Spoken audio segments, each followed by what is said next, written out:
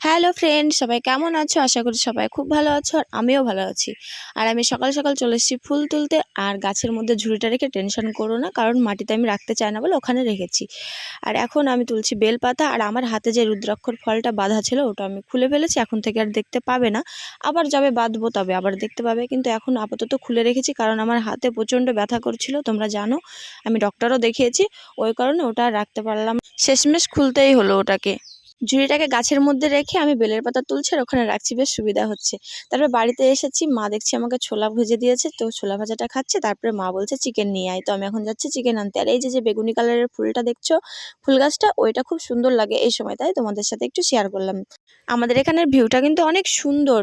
দিনের বেলা সুন্দর হলেও কিন্তু রাত্রে অনেক ভয় লাগে। এদিকে চারিদিকে গাছ, তো ওই জন্য আর কোনো লাইট নেই, সেজন্য একটু ভয় লাগে। আর তারপরে আমি চলে যাচ্ছি, যেমন বাড়িতে ছিলাম তেমনই চলে যাচ্ছি, কারণ তোমরা জানো আমি বাড়িতে নর্মালি থাকি।